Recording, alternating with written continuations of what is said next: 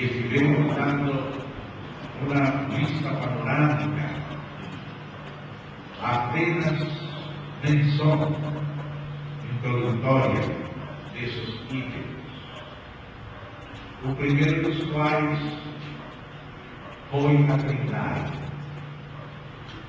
Então, dia seguinte, ontem, sábado, onde tivemos um pouquinho mais pela manhã e pela noite, com respeito da Trindade. Pela manhã estivemos vendo a divindade de Cristo, enquanto a sua essência, enquanto a sua natureza, o testemunho de Deus Pai, do próprio Filho de Deus, do Espírito Santo, pelos profetas, no Antigo Testamento e pelos apóstolos do Novo Testamento, acerca dessa confissão cristã tão importante, que é exclusivamente cristã, a divindade de Cristo. E à noite, passamos a outro capítulo que também pertence ao tipo da Trindade. E estivemos vendo as pessoas da Trindade. Passamos a considerar os aspectos de essência e natureza para considerar o aspecto das pessoas, o que é distintivo de cada uma das pessoas da Trindade. Com essas duas considerações do sábado, amanhã e à noite, consideramos um pouquinho mais devidamente o primeiro item acerca da Trindade. Tudo isso merece uma consideração e uma pesquisa mais profunda, que os irmãos possam fazer mais detalhadamente. Mas por causa do nosso tempo, temos que fazer estas vistas panorâmicas e identificar aquilo que é importantíssimo. Então, hoje, domingo pela manhã, estaremos passando ao segundo item. Já sexta à noite, fizemos menção, depois da Trindade, da encarnação. E fizemos menções também, introdutórias e rápidas, mas hoje é necessário nos deter um pouquinho mais na consideração importante acerca da encarnação do Verbo de Deus. Então, gostaria que começássemos lendo uma frase de Jesus, uma frase do Senhor Jesus, que ele registra, João, o apóstolo João, registra essa frase. Vamos lá para o Evangelho de João, capítulo 6, verso 51. Desta frase se resume a importância da encarnação. Capítulo 6 do Evangelho de João, verso 51. Diz o Senhor Jesus assim: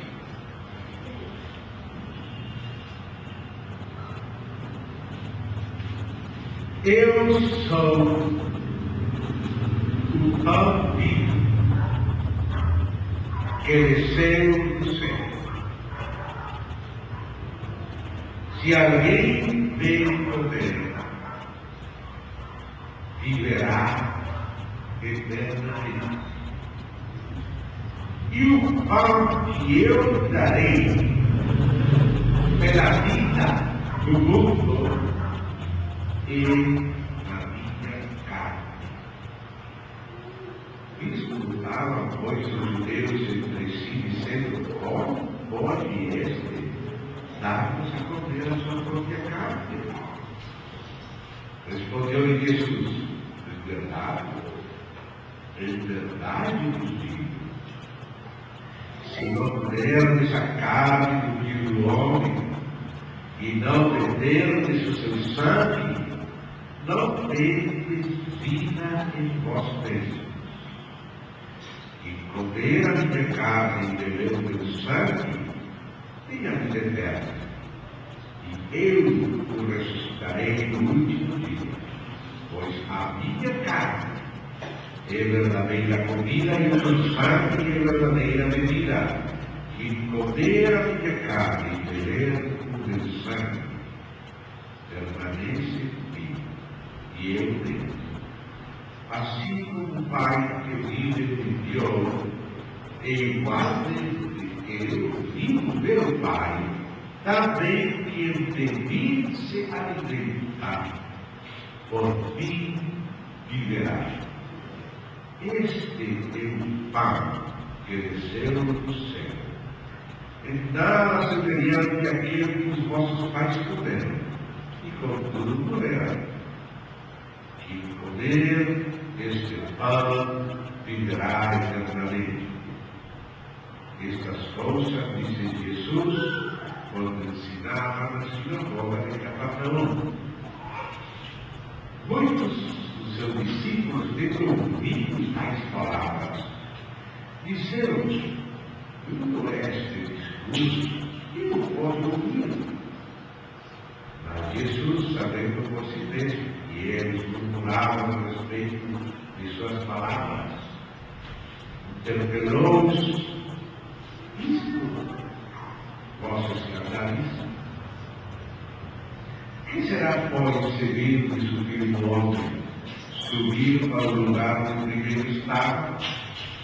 Pois Espírito é o que vivifica, a carne para a aproveita. As palavras que eu vos tenho dito são Espírito e são vida. Contudo, há descrentes entre vós, pois Jesus sabia desde o princípio quais eram os que não criam e que o havia de trair. E prosseguiu: por causa disto é que vos tenho dito, ninguém poderá vir a mim se pelo Pai não lhe for concedido. Vamos agora a juntar com esta passagem outro amigo importante aqui registrado pelo apóstolo João, mas na primeira epístola. Vamos à primeira epístola do apóstolo João, no capítulo 4. Primeira epístola do apóstolo João, capítulo 4. Vamos ler os primeiros versos. Amados, não deis crédito a qualquer espírito. Antes, provai os espíritos se procedem de Deus, porque muitos falsos profetas têm saído pelo mundo fora. Nisto reconheceis o Espírito de Deus. Todo espírito que confessa que Jesus Cristo veio em carne é de Deus. E todo espírito que não confessa a Jesus não procede de Deus. Pelo contrário, este é o espírito do anticristo, a respeito do qual tendes ouvido que vem, e presentemente já está no mundo.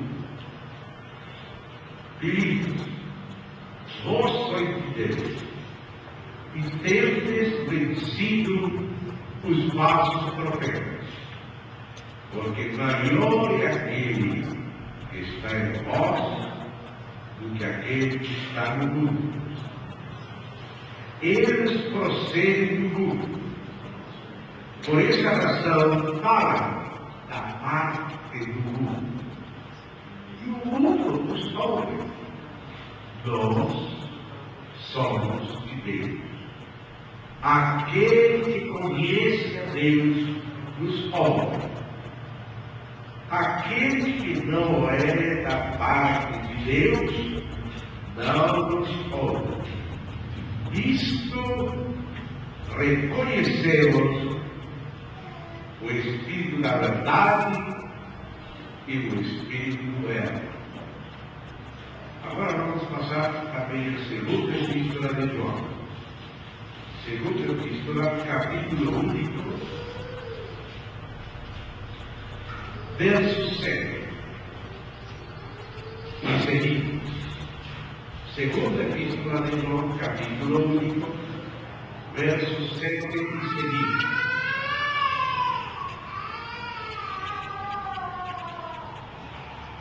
Porque muitos enganadores têm saído pelo mundo fora, os quais não confessam Jesus Cristo vivo em carne.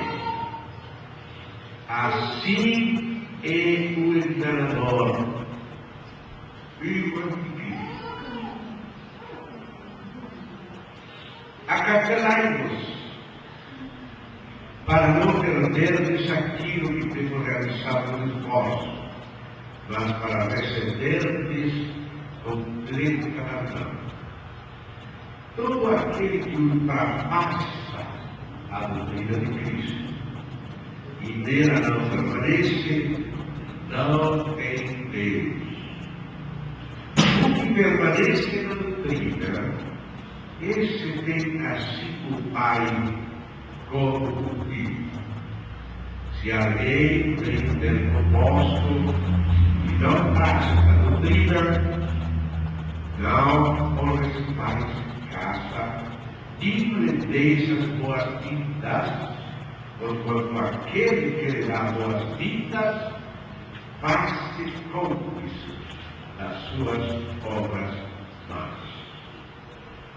Então, tenho lido 3 passagens do apóstolo João. O primeiro, citando palavras expressas do Senhor Jesus em relação com a sua carne. E 2 advertências de João, da primeira e da segunda epístola, também relacionadas com a sua carne. Isso nos mostra o importante que é este assunto da encarnação. Sexta noite já fizemos isso rapidamente, nós precisamos ter mais detalhe.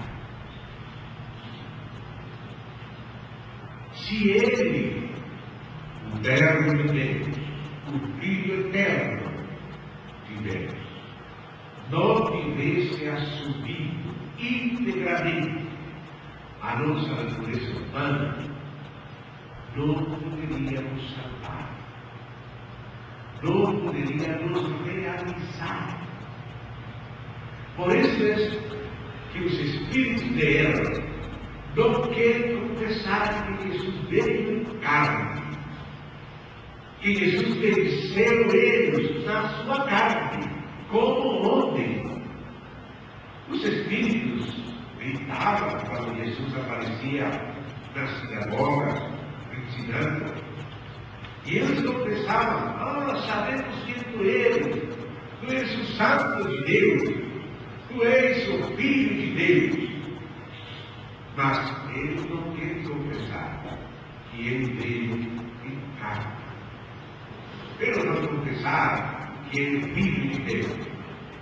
Mas o Filho de Deus se fez filho do homem, assumiu nossa natureza integralmente. Porque o homem, no princípio, vendeu a sua natureza ao poder do pecado. Deus é o Criador, temos espírito, alma e corpo. E antes da queda, a carne de nosso corpo não estava corrompida. A natureza pecaminosa não tinha tomado conta de nossa carne. Por isso Jesus veio semelhança de carne de pecado. Ou seja, a mesma carne adámica que depois foi vendida ao pecado, mas no caso de Jesus, ele não se deu ao pecado. Ele foi tentado em tudo, como nós fomos tentados, como Adão foi tentado. Mas no caso do Senhor Jesus ainda estava na carne, é que ele não permitiu que o inimigo não conseguisse nada na sua carne. Mas ele tinha que vir em carne para destruir ao que tinha concedido vitória em nossa carne. A palavra de Deus diz isso claramente. A natureza humana agora, a carne, está vendida o poder do pecado. Ainda nossa alma humana, ainda desejando fazer o bem, não pode, pela sua própria força, fazer o bem que quer, sino que faz o que não quer. O que não deve fazer, ele não quer mesmo fazer. Ainda assim faz, porque está submetida ao poder do pecado da carne. A lei do pecado e da morte da carne é mais poderosa que a lei da própria alma do homem. A alma do homem pode tomar decisões, mas não somos suficientemente fortes para vencer a condição da carne. Então diz, Romanos 7, Paulo diz, não faço o bem que quero, senão o mal que eu não quero fazer, isso que eu faço. Isso quer dizer que o poder de toda a nossa alma não é suficiente para vencer o poder do pecado que opera em nossa carne e que é mais forte do que nossa carne. Que não tivesse sido suficiente se o Messias aparecesse como um grande Superman político, porque às vezes o reino que se esperava era um reino político para entregar o governo das nações da terra ao povo eleito, mas sem tocar o assunto da nossa carne. De nada serviria ter mudado politicamente as autoridades, porque as novas autoridades seriam igual de corruptas. E o reino viraria de novo outro novo problema. Por isso ele não veio somente como um grande governador político, como um Superman, para resolver problemas políticos, problemas exteriores, porque o Senhor conhece que nosso verdadeiro problema é nossa carne. Porque nossos pecados se devem à natureza pecaminosa que nós herdamos a partir de nossos primeiros pais. Não é que nós nos convertemos em pecadores quando cometemos os primeiros pecados, senão que a Escritura diz que em pecado nos concebeu a nossa mãe. Nós já herdamos uma condição caída, chamada da natureza pecaminosa. Como diz em Efésios 2, éramos filhos de ira por natureza. E na primeira oportunidade que temos, ainda sendo meninos, pecamos, brigamos com nosso irmãozinho, fazemos coisas que nós pensávamos, aquele menino tão lindo. Nós às vezes somos românticos, achamos que os meninos são perfeitos, mas Deus sabe que não é assim. A natureza da carne já nasce vendida ao poder do pecado. Então, o Senhor tinha que solucionar o problema. Ele tinha que vir em carne, em semelhança de carne de pecado, mas sem ele pecar. Ele tinha que enfrentar na sua carne o problema da nossa carne. A nossa carne, depois da queda, ficou vendida ao poder do pecado. Mas agora ele veio em carne, como Adão, foi criado em carne antes da queda. E Jesus foi sometido constantemente, por todo lado, a toda classe de tentações. Mas ele, disse Romanos, condenou o pecado na carne. Na carne do Senhor Jesus Cristo, o pecado não tuvo lugar. Quis entrar. Satanás procurou entrar na carne de Cristo, como conseguiu entrar na carne de Adão e em nossa carne. Mas no caso do Senhor Jesus, ele manteve sempre fora Satanás. Foi tentado em tudo, mas ele sempre venceu. Por isso ele podia dizer: o príncipe deste mundo não tem nada em mim. E por isso era que ele podia falar: o pão que eu darei pela vida do mundo é a minha carne. Ele estava falando palavras espirituais. Os que ouviram aquelas palavras dele na sinagoga de Cafarnaum, que limos no começo aqui, eles acharam isso estranho. Eles pensavam em termos de canibalismo. Eles não compreendiam a espiritualidade do que Jesus estava falando. Por isso ele teve que falar que aquelas palavras que ele falava eram espírito e vida. O Senhor assumiu integramente a nossa natureza humana e foi sometido à prova em todas as coisas. Para quê? Para vencer ao diabo na carne. Jesus Cristo veio em carne. E o pão que Ele nos dá a comer pela vida do mundo é a sua carne. Agora nós temos que viver pela vitória dele, viver por ele. Mas a sua vitória tinha que ter sido na carne, tinha que ter sido nas provas nossas. Por isso ele não veio como um grande Superman, ele veio como um menino que nasceu. Nasceu como todos nós. E lembrávamos ontem que ele cresceu, ou anteontem, que ele cresceu em estatura, ele cresceu em sabedoria, ele cresceu em graça diante de Deus e diante dos homens. Ele, como Deus, não precisa crescer, porque Deus é imutável e perfeito desde a eternidade. Mas como homem ele precisava crescer. Como homem ele precisava ser aperfeiçoado. Na Epístola aos Hebreus se fala disso. Pelo que padeceu, aprendeu a obediência. Deus não tem nada que aprender, mas como homem, ele teve que aprender a obediência. Ele teve que enfrentar desafio tras desafio como homem.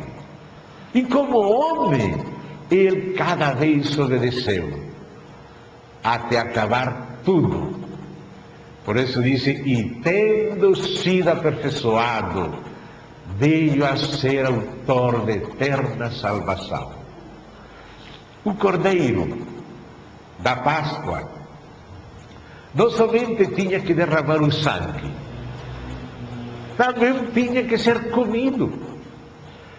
Quando os filhos de Israel iam sair do Egito, a ordem de Deus foi que colocassem o sangue do Cordeiro nos dintéis das portas. E esse sangue derramado do Cordeiro por família falava que o juízo de Deus já tinha caído naquele Cordeiro inocente e, portanto, não precisava cair sobre aqueles que estavam debaixo do sangue. Essa é a primeira parte, que nos fala do perdão de nossos pecados, pela morte do Cordeiro. Mas o problema nosso não são somente nossos pecados. O problema nosso é a natureza pecaminosa que nós herdamos e pela qual nós pecamos. Nós pecamos porque nossa carne, nós herdamos a condição caída de Adão, rendido ao poder do pecado. Então, sim, claro, precisamos ser perdoados, mas não só precisamos ser perdoados, precisamos também ser libertados do que somos e ser constituídos por Deus através de Cristo e do Espírito, em novas criaturas. Se somos perdoados, nós continuamos na carne, vamos precisar todos os dias de novo ser perdoados. E esse é o nosso problema. Ele nos perdoa hoje, mas amanhã temos que pedir perdão de novo. Por quê? Porque o perdão trata juridicamente nossas culpas, nossas transgressões, mas não muda o perdão, não muda a nossa natureza. Então nós precisamos mais que perdão. Nós precisamos ser libertados do que somos, não somente perdoados do que fizemos. Nosso problema não é só o que fizemos. Nosso problema é o que somos na naturalidade, o que herdamos em Adão. Agora precisamos herdar algo superior, mais poderoso, que nos alimente e nos dê força para vencer aquilo outro que herdamos na carne. Tudo que Adão chegou a ser depois da queda, nós herdamos em nossa carne.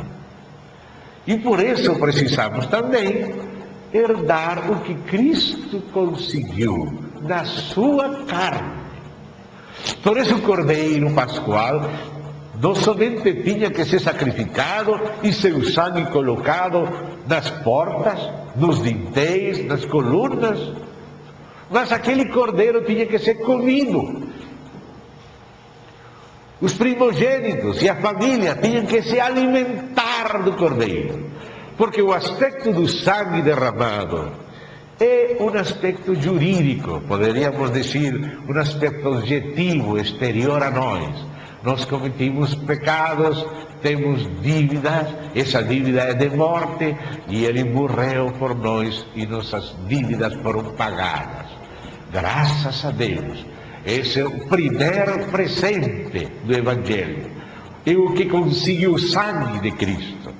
Temos que estar eternamente agradecidos por este grande valor do Evangelho. Mas o Evangelho não parou aí. O Evangelho continua porque nossa condição é mais grave.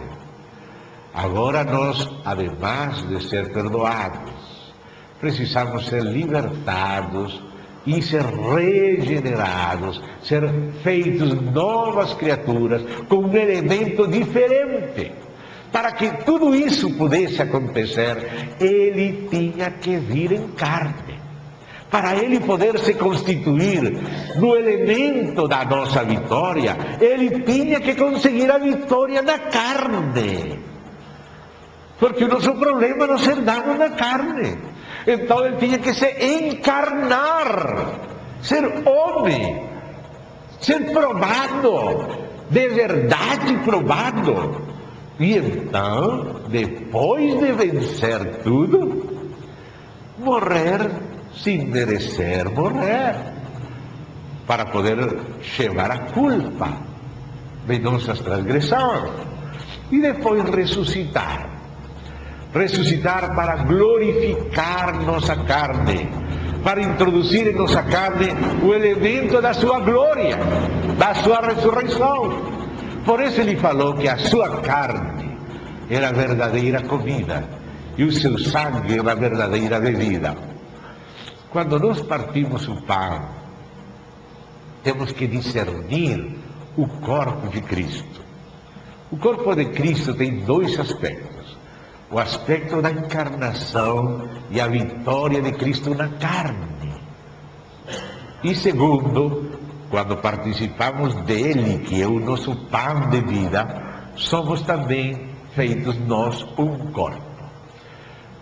O corpo de Cristo, antes de ser a junta de todos os filhos de Deus, é a vitória de Cristo na carne.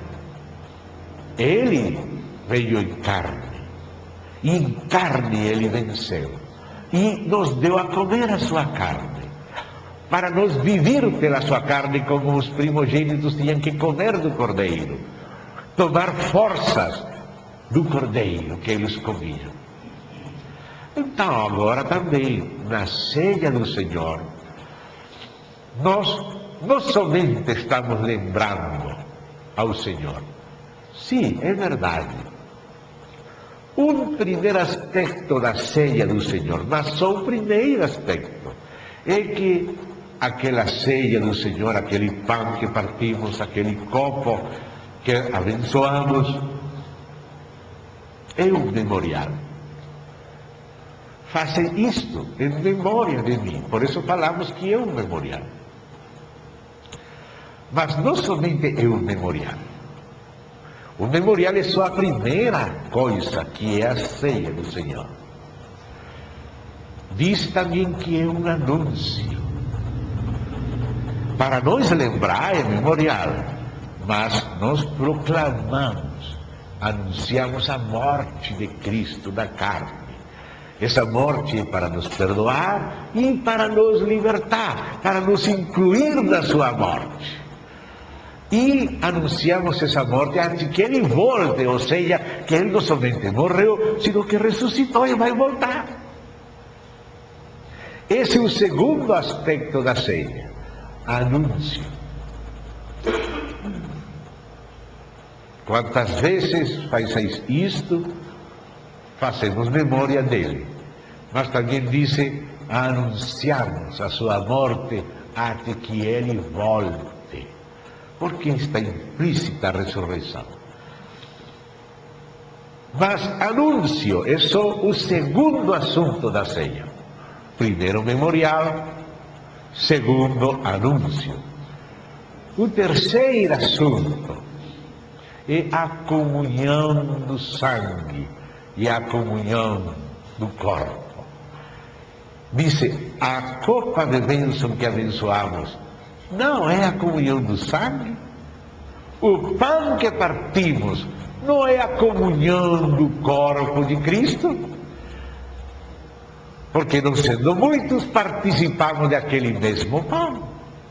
Então, um terceiro assunto que representa a ceia do Senhor é a comunhão do sangue e do corpo de Cristo. Por isso ele falou, a minha carne é verdadeira comida, e o meu sangue é verdadeira bebida. Aquele que come a minha carne e bebe meu sangue tem vida eterna, e eu o ressuscitarei no dia postreiro. Nós temos que discernir o significado da comunhão do sangue e do corpo. Como Jesus falou, o pão que eu vou dar pela vida do mundo é a minha carne. Aquele que come a minha carne, bebe meu sangue, tem vida eterna. Assim como os israelitas se sustentavam da carne do cordeiro, assim Cristo é o nosso sustento, porque ele venceu na carne e ele glorificou a carne na ressurreição. Quando ele foi glorificado, tendo ele assumido a nossa natureza, ele libertou nossa natureza do poder do pecado. Não quer dizer que o que herdamos em Adão agora já não tem pecado. O que quer dizer é que em Cristo, nele, agora no Espírito, a carne foi vencida. A lei do Espírito de vida em Cristo é superior à lei do pecado na carne. Se nós vivemos em nossa naturalidade, se nós vivemos por nós mesmos, aí está o poder do pecado na carne. Ele não retirou da carne o pecado. A carne do cristão não melhorou depois de nascer de novo. O nascimento novo é um novo elemento celestial, divino. Foi introduzido em nosso espírito por seu espírito. E agora, a partir daí, acontece uma luta entre o espírito e a carne. Antes só continhamos carne. E ainda que fizéssemos um maior esforço com nossa alma, maior força de vontade, de intenção, nunca era suficiente para vencer a carne. Mas agora, foi acrescentado algo que não é nosso, que é o próprio Senhor. Não somente somos perdoados, sino que nos alimentamos dele. Então passa para nós algo que ele conseguiu na carne. quando ele lutou, foi provado na carne, ele venceu. Mas ele venceu para nos suprir. Por isso lembrávamos aquela frase de Jesus: Pai, por eles eu me santifico a mim mesmo, para que também eles sejam santificados na verdade. Só Ele podia ser nossa santificação. Ele tinha que ser santificado na carne, tinha que ser provado na carne, na encarnação. E quando Ele fosse santificado, Ele poderia passar para nós o que Ele conseguiu. Se Ele não vencia, ninguém mais venceria. Por isso, quando fui perguntado, quem é digno de abrir o livro? Ninguém nos céus, nem na terra, nem debaixo da terra, ousou levantar a mão e dizer, eu posso. Ninguém. João chorava muito e Deus deixou um pouco de tempo para ver se aparecia algum ousado que pensava que agora merecia poder trazer a cumprimento o propósito de Deus, abrindo os 7 selos do livro. Mas depois daquele tempo de realidade, que cada criatura do universo tinha que confessar que não era digna, agora no meio do trono apareceu um cordeiro como imolado, mas é chamado de leão porque venceu, leão da tribo de Judá, ou seja, veio na carne, veio de Abraão, veio de Isaac, veio de Jacó, Israel, veio de Judá, de Isaí, de Davi, como homem, e como homem venceu, por isso é leão da tribo de Judá. E quando foi ver quem era o leão, era um cordeiro. Ele que venceu, venceu como homem. Por isso é que o inimigo não gosta de confessar que Jesus Cristo veio em carne. Ele vai falar de um Jesus místico, pode falar até da divindade dele quando convém, pode separar o Cristo de Jesus, com tal de não deixar a Cristo em carne vitorioso a nosso favor. Vamos ver uma expressão importante aqui, no capítulo 2. Vamos no capítulo 2 da 1 de João. 1 de João, capítulo 2, verso 22. Coloque atenção neste verso aqui. 2:22 da primeira epístola de João. Quem é o mentiroso, senão aquele que nega que Jesus é Cristo? Este é o anticristo, o que nega o Pai e o Filho. Todo aquele que nega o Filho, esse não tem o Pai. Aquele que confessa o Filho tem igualmente o Pai. Permanece em vós o que ouvistes desde o princípio. Se em vós permanecer o que desde o princípio ouvistes, também permanecereis vós no Filho e no Pai. Então, esse verso que parece simples, 22, quem é o mentiroso, senão aquele que nega que Jesus é Cristo? Tem muita profundeza que precisamos nos deter e masticar, debulhar melhor. Claro que os judeus que não receberam o Messias, eles negam que Jesus é Cristo. E por isso Jesus falou, se não creis que eu sou, em vossos pecados perecereis.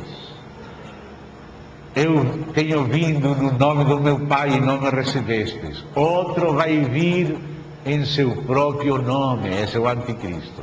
A esse recebereis.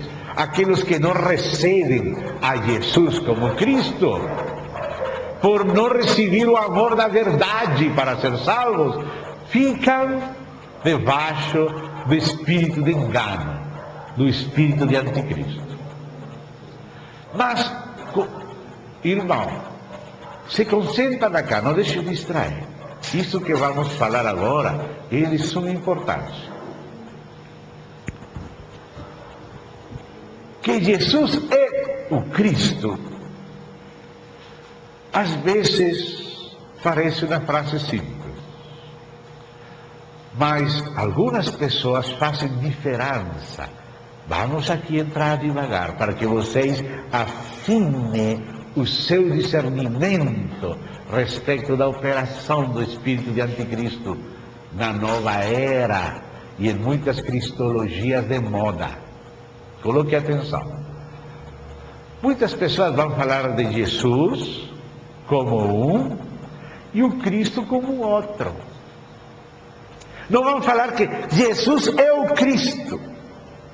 Eles vão falar que Jesus se refere só à pessoa humana daquele menino que nasceu lá em Belém.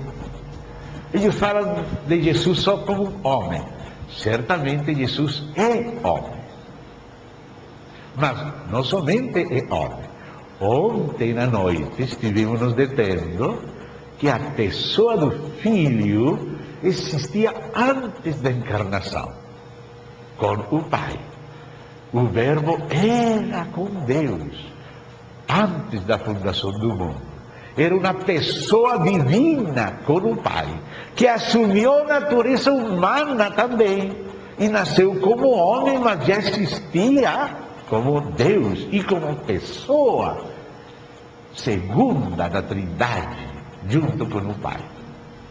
Então ele se fez carne, ou seja, assumiu a natureza humana, com espírito humano, com alma humana, com corpo humano. Ele tinha espírito humano.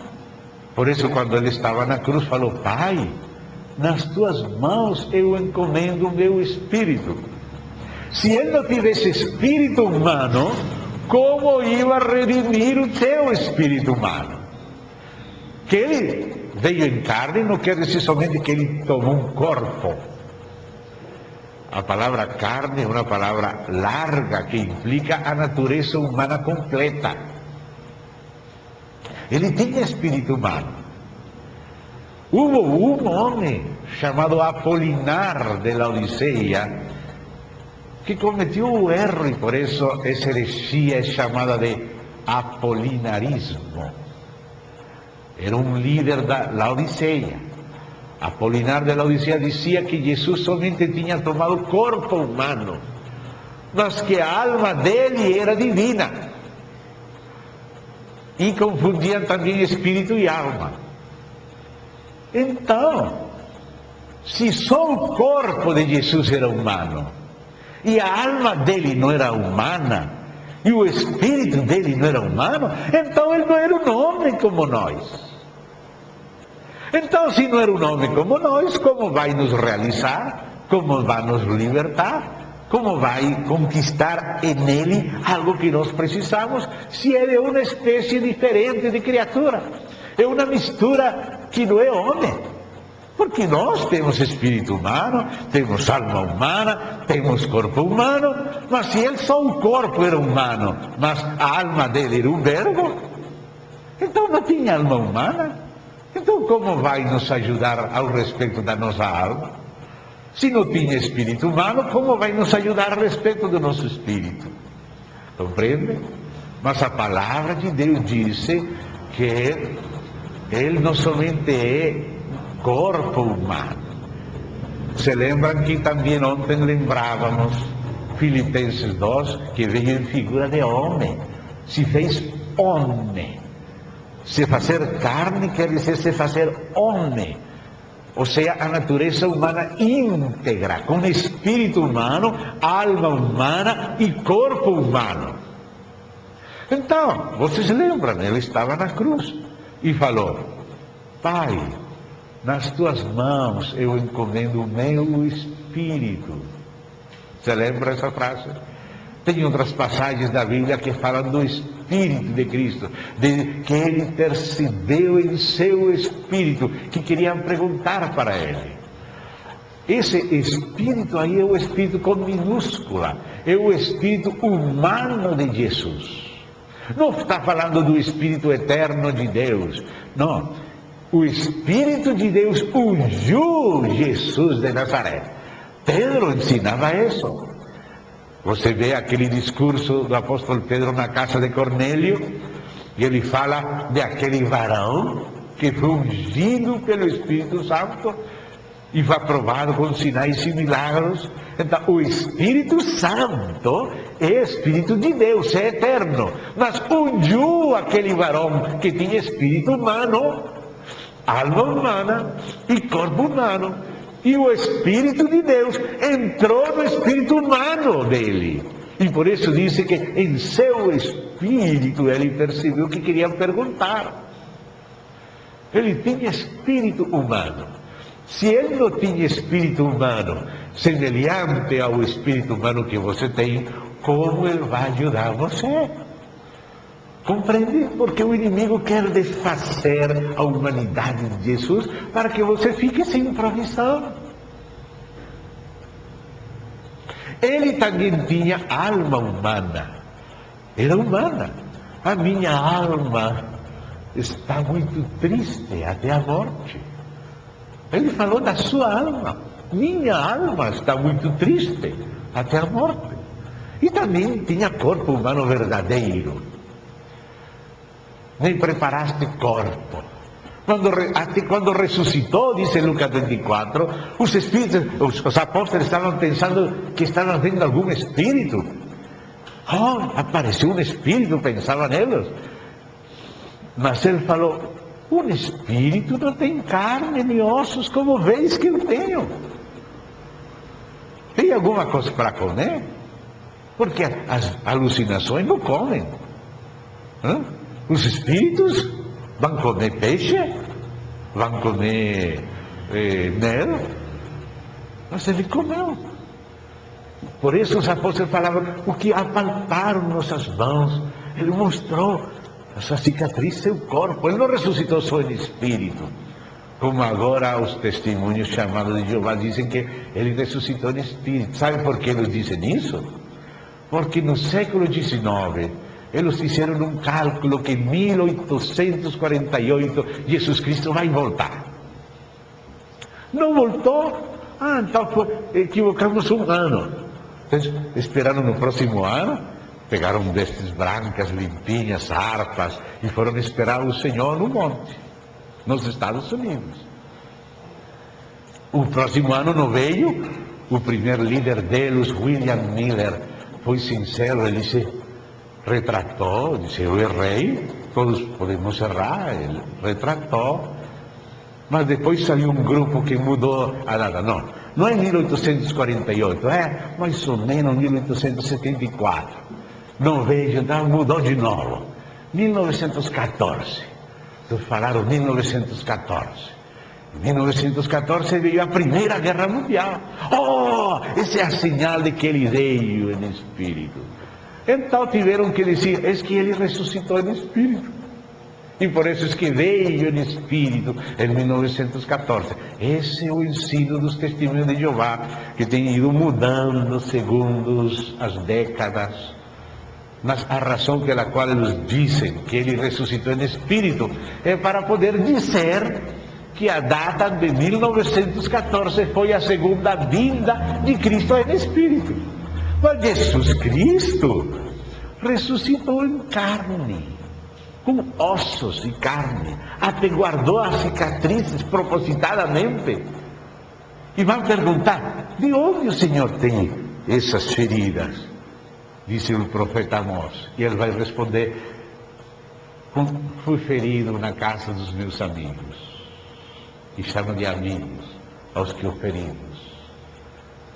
Mas ele conservou as cicatrizes, que é essa sua identidade. Nós achamos, mas um corpo com cicatrizes não vai ficar bom, mas ele conservou. Essas são a sua glória. Quando apareceu, Tomé, vinha para cá, você estava falando que se você não colocava seu dedo nas minhas chagas, você não vai crer. Venha, coloca seu dedo aqui, coloca a tua mão aqui no meu costado. Ou seja, o mesmo corpo físico. Ele veio em carne e continua na mesma carne. O mesmo Cristo que vive na Palestina, em Israel, que morreu na cruz, que ressuscitou com o seu mesmo corpo, não com outro corpo, não através de outro profeta. Se você deixa Jesus seu Espírito, então qualquer homem vai dizer que ele é o Cristo. Muitos falsos cristos dizem que são o Cristo porque desencarnam no Senhor Jesus. Quando tiram a carne de Cristo, então colocam no Espírito dele, dizem supostamente, em qualquer carne de qualquer profeta. Todos os falsos cristos e falsos profetas, eles dizem que eles são o Cristo. Que aquele mesmo Cristo, eles separam Cristo de Jesus e dizem, aquele Cristo, como aquele Logos espiritual que estuvo em Jesus, agora está em William Marion Branham, está em William Santo Santiago, ou está em Bahá'u'lláh, o Abdu'l-Bahá, daquilo do Bahá'í. E os falsos cristos não dizem que são outro Cristo. Dizem que é aquele mesmo Cristo Espírito que está em outro corpo. Por que eles são anticristos? Por que são falsos profetas? Porque eles não confessam a Cristo em carne. Então, usam outra carne. Quando você desfaz a carne de Jesus e fica só o Espírito, então o Espírito dele agora está operando em fulano, em mengano, em sultano. E aparecem muitos falsos cristos. Por quê? Porque não confessam a Cristo vindo em carne. Mas ele veio em carne, ressuscitou em carne. Um espírito não tem carne nem ossos como os que eu tenho. Como eu mostrou, o que temos visto, ouvido, palparam nossas mãos. Isso vos anunciamos, ele ressuscitou em carne. Diz a Escritura que há um só mediador entre Deus e os homens, Jesus Cristo, homem. Por isso, eu acho que é perigoso aquela ênfase que alguns irmãos, não vou falar contra os irmãos, mas tenho que alertar os irmãos, especialmente na linha da árvore da vida. Eles enfatizam muito que o último Adão tornou-se espírito vivificante. Como se o pai se tornasse filho e o filho se tornasse espírito, e agora é espírito, e a ênfase é só no espírito. Então, aquele espírito pode entrar no profeta fulano, me engano, e aquela pessoa se convertir em oráculo de Deus. Mas Jesus não ressuscitou só em espírito. Jesus ressuscitou no mesmo corpo no qual ele morreu. Esse mesmo corpo que foi azotado. Esse mesmo corpo que foi pendurado na cruz, traspassado com pregos, com uma lança no costado. Nesse corpo apareceu. Tomé, vinha para cá, coloca teu dedo acá, tua mão acá. Tem algo de comer. Eles pensavam que era espírito, e eu tive que explicar que não era espírito, que um espírito não tem carne, não tem ossos, mas que ele tem carne e ossos, tem as cicatrizes. Esse mesmo Jesus foi tomado numa nuvem e foi assentado como filho do homem, como mediador único entre Deus e os homens. Jesus Cristo, homem íntegro, com espírito humano, alma humana e corpo humano, e aquele mesmo corpo no qual ele foi glorificado. Foi crucificado, sepultado, ressuscitado e glorificado no mesmo corpo. E nesse mesmo corpo, este mesmo Jesus que viste ser tomado dentre vós numa nuvem ao céu, este mesmo Jesus, assim como foi, assim voltará. Por não confessar ao Senhor Jesus em carne, e que há anticristos, há falsos cristos, pessoas que pretendem ser eles cristos. Aqui mesmo no Brasil há uma pessoa vestida, falando que ele é Cristo, e exigindo um monte de coisas, por todo lado. Mas não é o mesmo Jesus.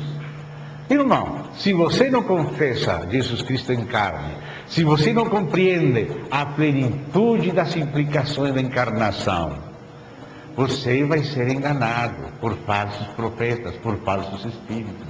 Você tem que estar alicerçado na pessoa divina e humana de Jesus Cristo. Ontem enfatizamos a divindade. Hoje é o dia de enfatizar a humanidade. As duas coisas são verdade. Mas hoje temos que completar a outra cara da moeda. Jesus Cristo veio em carne. Jesus é o Cristo. Se você escuta algumas explicações sutis, você vai ouvir essas explicações na nova era e às vezes nas congregações. Que Jesus é o homem e o Cristo é a unção. E assim como aquela unção saiu de Cristo, agora aquele unção, aquele Logos, aquele Cristo, agora está em outras pessoas. Agora o Cristo aparece através de fulano, de mengano. Esse é o ensino deles, é esse. Eles se desfizeram de Cristo na carne. Pararam de confessar a Ele na encarnação.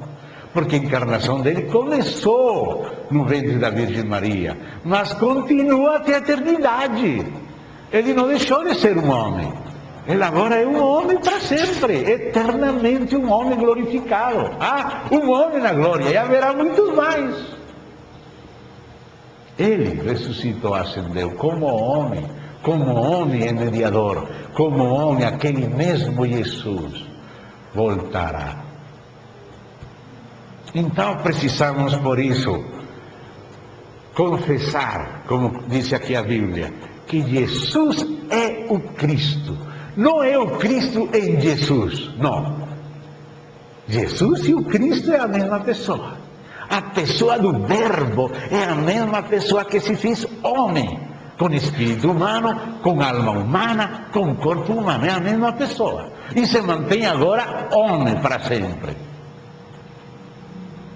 O mesmo Jesus, não através de outro, Ele mesmo, Ele ressuscitou.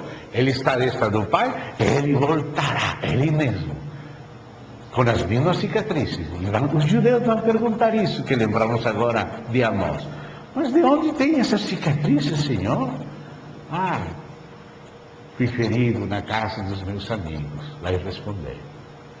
É o mesmo Jesus. Então agora, vamos pôr atenção às expressões que falam da sua encarnação, tendo em conta todo este preâmbulo que fizemos. Vamos de novo ao prólogo do Evangelho de João. Evangelho de João, capítulo 1.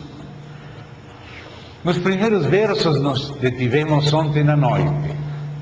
No princípio era o Verbo estava com Deus, e o Verbo era Deus, Ele estava no princípio com Deus, todas as coisas foram feitas por intermédio dele, sem ele nada do que foi feito se fez. Amém? Mas agora pulamos para o verso 14. Agora vem a parte da humanidade. E o Verbo se fez carne e habitou entre nós, cheio de graça e de verdade, e vimos a sua glória, glória como do unigênito do Pai. Então, coloque muita atenção na primeira frase, que é a encarnação, na segunda grande verdade do testemunho da igreja, a encarnação do Verbo. E o Verbo que se fez carne. Coloque atenção aí. Não disse que o Verbo veio dentro de uma carne. Não disse que o Verbo visitou algum homem. Não. A pessoa divina do Verbo, a segunda pessoa da Trindade, Ele mesmo se fez carne. Ou seja, Ele não visitou um outro homem. Não. O Cristo em Jesus é o mesmo. É a mesma pessoa do Verbo que agora assumiu natureza humana. Ele se fez carne. Vê a diferença? Porque os anticristos não falam que se fez carne, sino que ele entrou em Jesus, saiu de Jesus, entrou em Guarabolá, entrou aqui, entrou lá, como se fossem avatares, aqueles hindus, aquelas visitações em Krishna, em Rama Krishna, aqueles chamados de avatares, como se fossem visitações de alguma entidade somente espiritual, que entra num homem aqui, sai dele, entra no outro homem, sai deste homem, entra no outro homem, e a identidade espiritual é uma e os homens são outros. Não é isso. Não é isso. Quem nega que Jesus é o Cristo, esse que é mentiroso. O Verbo se fez carne. Ele não veio visitar um homem. Ele se fez esse homem desde o início da concepção na Virgem Maria. Compreende, irmão? Ele se fez carne. Ele não veio visitar pessoas. Não. Ele era a pessoa divina do Verbo, segunda pessoa da Trindade, Filho eterno de Deus, herdeiro de toda a plenitude divina, Criador com o Pai. E essa pessoa divina entrou pelo Espírito no ventre da Virgem Maria. E lá ela concebeu.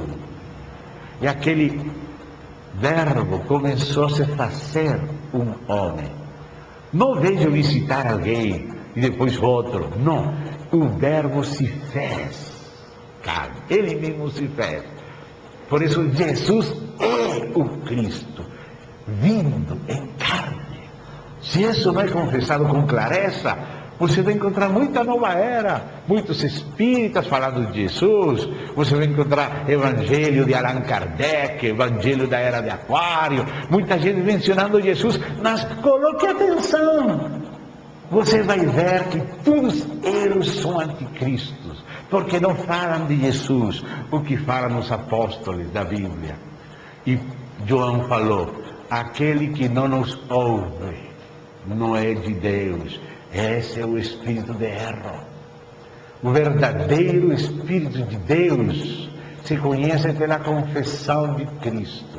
Ele veio em carne, aquele Verbo, aquela segunda pessoa da Trindade, Filho eterno de Deus que estava com o Pai, que esteve na criação, através do qual o Pai criou tudo. Essa pessoa divina se fez carne. Se fez também pessoa humana, assumiu a natureza humana, nasceu como homem, mas era a mesma pessoa. Por isso ele às vezes falava, antes do que Abraão fosse, eu sou. Por quê? Porque era a mesma pessoa do Verbo que agora é humano, com espírito humano, já lembramos versos, com alma humana, com corpo humano. E esse mesmo corpo, ele ressuscitou. Nesse mesmo corpo, ele apareceu. Nesse mesmo corpo, ele glorificou a humanidade. Nesse corpo, ele ascendeu. Nesse corpo, ele intercede. Nesse corpo, ele reina. Nesse corpo, ele voltará. E ele estará sempre. É este Jesus que nós estamos esperando. Não uma entidade espiritual aí entrando nos corpos de profetas e de cristos falsos. Tudo é religião de mentira. Falsificação do diabo. O Verbo, aquele Verbo, não qualquer outro, aquele Verbo da eternidade, da criação, da revelação, das aparições teofânicas de Deus no Antigo Testamento, esse mesmo se fez. Não visitou uma carne. Alguns dizem que bom, Jesus era um homem que estava lá no Jordão, e quando veio o Espírito Santo foi o Logos que veio visitar ele, e alguns confundem Logos com o Espírito Santo. Mas o Espírito Santo é a terceira pessoa da Trindade, e o Logos é a segunda pessoa da Trindade. Não tem que confundir isso. Foi o Verbo, segunda pessoa da Trindade, que se fez carne, se fez homem. E isso de homem está explicado aqui em Filipenses, capítulo 2. Vamos também colocar atenção, esta passagem muito importante. Filipenses, capítulo 2. Ontem nos detivemos em Filipenses 2, mas sublinhando a passagem que fala da divindade do Verbo, subsistindo em forma de Deus, igual a Deus, não retire aquilo como usurpação, senão que se esvaziou. Mas agora vamos ver a outra parte, a que corresponde a hoje, a encarnação. Então, vamos ler de novo. Filipenses 2, desde o verso 5. Tende em vós o mesmo sentimento que houve também em Cristo Jesus. Pois Ele, subsistindo em forma de Deus, não julgou como usurpação o ser igual a Deus. Antes, escuta aqui, a si mesmo se esvaziou, assumindo a forma de servo, tornando-se em semelhança de homens e reconhecido em figura humana. A si mesmo se humilhou, tornando-se obediente até a morte, e morte de cruz. Pelo que também Deus exaltou sobremaneira e lhe deu o nome que está acima de todo nome, para que ao nome de Jesus se dobre todo o joelho, nos céus, na terra e debaixo da terra, e toda língua confesse que Jesus Cristo é Senhor, para a glória de Deus Pai. Então, você vê, o verso 7 é o verso chave da encarnação. Antes, a si mesmo se esvaziou. Não disse de si mesmo, sino a si mesmo. Qual é a diferença? Que ele não deixou de ser a pessoa divina, segunda pessoa da Trindade, que ele sempre foi desde a eternidade. Não disse que ele deixou de ser a pessoa divina, mas disse a si mesmo se esvaziou. Ou seja, se humilhou.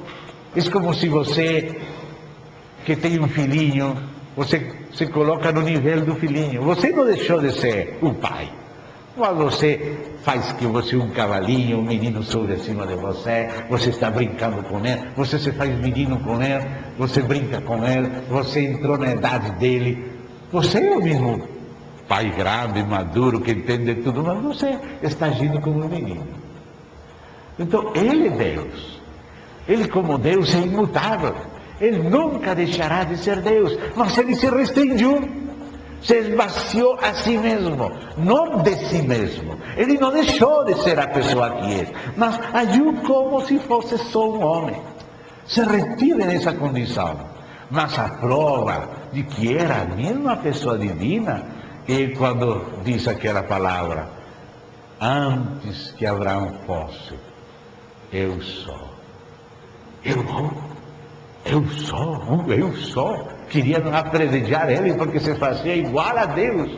Mas ele era a mesma pessoa, mas se mantive em condição de criatura, se mantive em condição de homem. Então, por isso disse, a si mesmo, não de si mesmo, mas a si mesmo se esvaziou, assumindo a forma de servo. Não era servo, era servido por todos os anos, mas assumiu a forma de... Veio como homem a servir. O Filho do Homem não veio para ser servido, senão para servir. O Filho do Homem veio para servir e amou os seus até o fim, como homem. E então diz aqui, tornando-se em semelhança de homens. Quando nós ouvimos a palavra carne, que é a palavra no grego sarx, S-A-R-X, sarx. Essa palavra carne é uma palavra muito larga, é uma palavra que tem que se entender segundo o contexto. Às vezes a palavra carne se refere só a nossos músculos. Por exemplo, quando Jesus falou, o ressuscitado, ressurreto, ele falou, um espírito não tem carne e ossos, como veis que os tenho. Naquele contexto, carne se referia à parte mais leve do corpo humano, os músculos. Carne e ossos, esta faceta humana se reproduz. Essa natureza humana íntegra, reproduzida, é chamada por Jesus de carne. Como você apareceu? No primeiro nascimento. Todo o que você herdou no primeiro nascimento, de pai e de mãe. Isso que é nascido da carne, é carne. Então, nesse outro contexto, a palavra carne abrange também os ossos.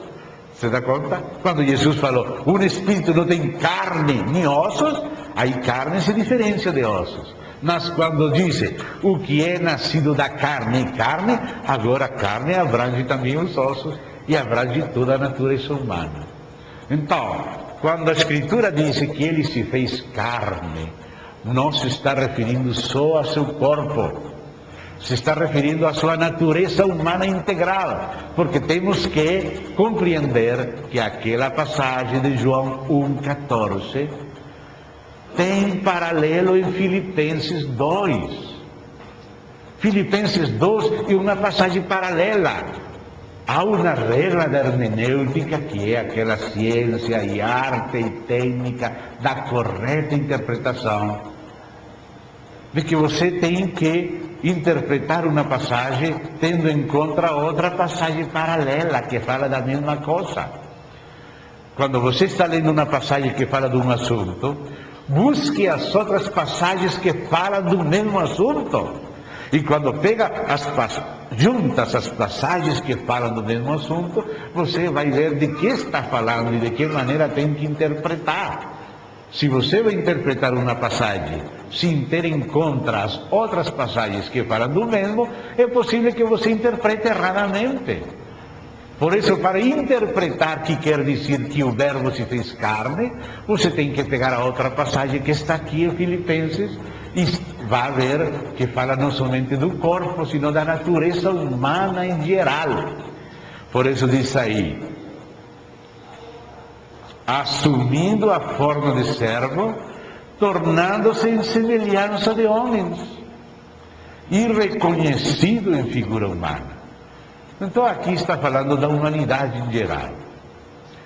Porque diz a Escritura, um só mediador temos entre Deus e os homens, Jesus Cristo, homem.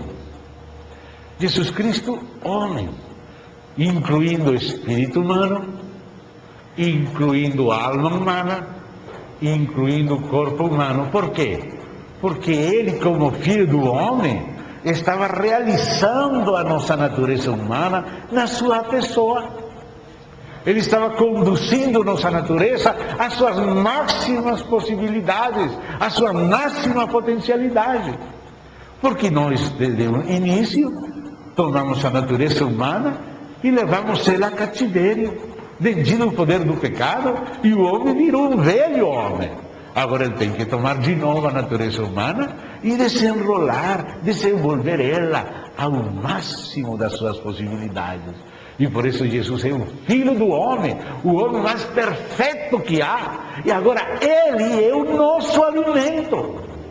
Agora nós comemos e bebemos dele para ser restaurados, para ser realizados. Se ele não fosse um homem em tudo como nós, tentado em tudo, mas vencendo em tudo, como ele poderia nos ajudar?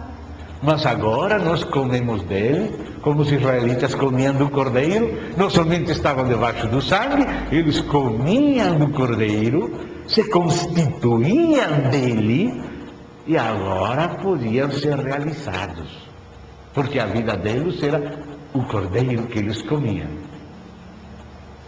Por isso a ceia do Senhor não é somente um símbolo. Esse assunto da discussão, da transubstanciação e do símbolo é uma coisa medieval e da época da Reforma. Não tem origem na Bíblia. Você na Bíblia nunca vai encontrar a palavra transubstanciação dos católicos, nem tampouco vai encontrar a palavra símbolo dos protestantes swinglianos. Houve dois principais cabeças teólogos, um chamado de Pascasio Radberto, na Idade Média escolástica, que ele começou a pensar não no sentido espiritual, sino no sentido material. De maneira materialista, começou a pensar na farinha do pão, mas o que acontece com esta farinha? Esta farinha se converte no corpo, este suco de uva se converte, este vinho se converte no sangue, e começou a pensar nas coisas materiais. O que acontecia com a farinha? O que acontecia com o suco da uva? Mas o Senhor não falou da farinha? Não falou do suco da uva, ele falou de nós temos que alimentar dele mesmo. O que aconteça com a farinha, o que aconteça com o suco de uva, é irrelevante. O que importa é o que acontece conosco quando vivemos por ele. Isso que importa. Então veio a reação protestante. Veio Ulrico Zwingli, aquele reformador da Suíça. E começou a falar, não, isso não é uma transubstanciação, é só um símbolo. O pão simboliza, representa sua carne. O vinho representa seu sangue. Então nós participamos de símbolos. Amado, será que o Senhor só nos deixou símbolos? Vamos comer um símbolo dele? Ou vamos comer dele? Você que acha? É ele mesmo que é o pão de vida? Ou você só ficou com símbolos? Amado, onde que está a palavra símbolo? Onde que está a palavra transubstanciação? Nem na direita nem na esquerda, isso não está na Bíblia. O que está na Bíblia é o pão que eu darei à minha carne. Quem come a minha carne, bebe meu sangue, tem vida eterna. Ele não está falando de farinha, não está falando de uva, não está falando de símbolo, está falando que ele mesmo é o pão de vida eterna, que nós temos que viver por ele. E isso é discernir o corpo de Cristo, ver detrás dessa aparência, não ficar discutindo do véu para fora, o que acontece com a farinha, se simboliza ou se muda a farinha. Isso é só do véu para fora. Temos que discernir a realidade espiritual. As palavras que eu falo, disse Jesus, são espírito, são vida. A carne mesmo não promete para nada. O assunto de fora não é o assunto real. O assunto real é que eu sou o pão. Aquele que se alimenta de mim vive para sempre. Eu vou ressuscitar. Isso que nós precisamos discernir. Não estar brigando acerca do que acontece com a farinha. Deixa a farinha tranquila. Se você lê com cuidado, você fala, depois de partir o pão, sigue sendo pão, e diz que é pão. Mas quando nós estamos comendo pão, externamente, estamos interiormente discernindo que Cristo é o verdadeiro pão que Deus nos deu a comer, para nos alimentar do Cristo real. Não do Cristo só simbolizado, não só de farinha mudada. Não, o próprio Deus se fez homem. O Filho de Deus, o Verbo de Deus se fez carne, homem. Ele assumiu a nossa natureza. Ele conseguiu conduzir ela à perfeição. E agora Ele nos dá a comer do que Ele é, para nós viver por Ele. Essa é a essência espiritual. Essa é a essência da ceia. Não só é um memorial, ainda que é. É um anúncio, mas é também a comunhão do sangue e a comunhão do corpo. Comunhão. Nós temos comunhão com Ele, todos nós vivemos por Ele, e por isso somos um corpo, porque todos nos alimentamos do mesmo corpo, porque nós vamos nos convertindo naquilo que comemos. Se eu como tomate, cenoura, eu vou ficando vermelhinho, vou ficando amarelinho. Se como muito alho, você tem que ficar longe de mim. Você vai se convertindo naquilo que você come. Isso que ele quer dizer. Nós temos que alimentar dele, não só de um símbolo. Se você só se alimenta de um símbolo dele, mas não dele, você vai ficar fraco. Porque um símbolo não pode mudar você, mas ele mesmo que é o pão de vida. Você não está comendo só uma representação dele, você está vivendo por ele mesmo, você está se alimentando dele. O que ele é está liberando para você a sua vitória, está passando para você o que você precisa. Não é só um símbolo, não é uma mistura de farinha com vinho, que alguma coisa mágica aconteceu na farinha, ou alguma coisa mágica aconteceu no suco da uva. Isso não é o problema. Não vamos entrar nessas discussões, nem de Pascasio Radberto, nem de Zwingli, vamos ficar nas palavras de Jesus. Eu sou o verdadeiro pão. Vossos pais comeram maná no deserto, vocês não eram verdadeiros, são figura. O verdadeiro pão é o Filho de Deus. Este é o pão que desceu do céu, é a encarnação de Cristo, a crucifixão de Cristo, a ressurreição e ascensão de Cristo, o Espírito de Cristo, tudo como comida. Cristo é nossa comida. Não é só um símbolo, é comida mesma. Meu carne é verdadeira comida, meu sangue é verdadeira bebida. Aquele que come meu carne e bebe meu sangue tem vida. Os judeus estavam pensando assim como Pascasio Radberto na parte exterior, do véu para fora. Mas como vamos comer carne?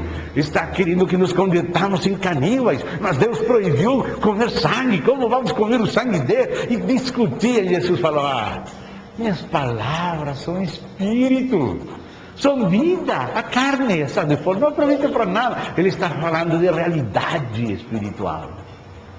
Esse é o nosso alimento. Isso que temos que discernir.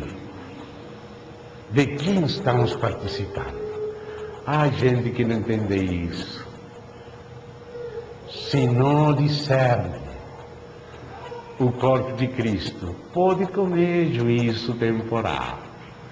Tem que discernir de quem está participando e com quem você está sendo um por causa de participar do mesmo pão. Porque o pão que nós comemos não é só de farinha. Nós comemos de Cristo. De Cristo. Ele é o pão da vida. Aquele que se alimenta de mim. Dele mesmo. Não de um símbolo dele. Não de farinha mudada. Dele. Ele que é o pão. Ele que é verdadeira comida. Ele que é verdadeira bebida. O pão que ele dará pela vida do mundo, a sua carne, o que ele conseguiu, aquela perfeição humana conseguida nele, sacrificada e ressurreta, glorificada, para nos glorificar, para nos alimentar dele, para viver por ele. Isso é pelo qual ele se fez carne. Por isso o diabo vai lutar sempre contra esta grande verdade da encarnação do Verbo de Deus. Ele se fez homem, em tudo como nós. Menino, cresceu, foi provado, aprendeu, foi profeta, foi sacerdote e rei. Amém? Como homem.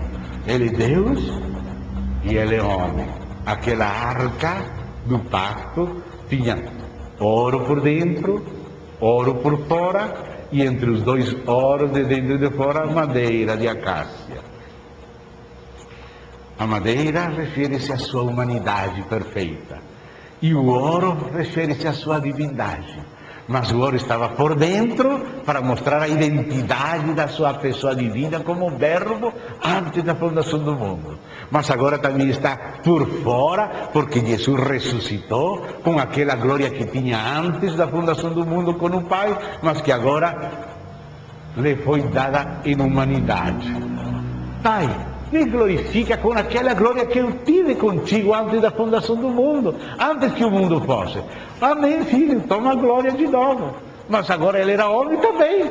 Então a nossa humanidade foi glorificada com a glória de Cristo. Por isso a Bíblia diz que os que antes conheceu, também os predestinou. E os que predestinou também chamou, e os que chamou também justificou, e os que justificou também glorificou. Fala em passado, não que nos vai glorificar, nos glorificou. Quando que ele nos glorificou? Quando ele tomou a nossa natureza humana, passou ela pela morte, livrou ela de todos os problemas, ressuscitou ela, glorificou ela. E agora toma o Espírito, tudo que é dele, começa a passar para nós. E nós comendo dele, nos alimentando dele, vivendo por ele. E ele enchendo nosso espírito, nossa alma, nosso corpo, nos regenerando, nos renovando, nos vivificando, nos glorificando, nos fazendo um corpo glorioso, a igreja gloriosa, que é Cristo reproduzido na igreja, o grão de trigo que se torna muitos graus maduros, semelhantes ao primeiro. Então, irmão, tudo isso se deve à encarnação. A encarnação é item fundamental. O inimigo sempre vai procurar confundir a igreja em algum ponto da encarnação para deixar você sem fundamento, para deixar você sem provisão. Mas ele faz as coisas de uma maneira tão sutil, só para roubar, porque ele veio para roubar, matar e destruir. Mas ele veio para que tenhamos vida em abundância. E essa vida se fez carne. A vida que estava com Deus se nos manifestou. Vimos a vida cheia de graça, de verdade, rebosante de vida. Ressuscitou, ascendeu, enviou seu Espírito para quê? Para que vivamos por Ele. E nele fomos glorificados. Amém? Vamos dar graças a Deus. Querido Pai, agradecemos tua infinita bondade. Que obra gloriosa fizeste, Senhor Jesus. Oh, nosso Deus, que obra maravilhosa fizeste com teu Filho para nós. Que obra maravilhosa o Espírito passa para nós. Oh, Senhor, que alimento de vida eterna nos deste em teu Filho, Senhor, e pelo Espírito. Oh, Senhor, te louvamos, te glorificamos, fazemos festa e celebração. Abre nossos olhos e nosso coração para viver, nos alimentar de Ti. Oh, Senhor, e ser glorificados e configurados à Tua imagem, todos juntos como um corpo glorioso. Glorifica Teus filhos, por meio do Teu Espírito, com aquela glorificação que Teu Filho conseguiu para nós. Em nome de Cristo Jesus. Amém. E amém. Obrigado, amados.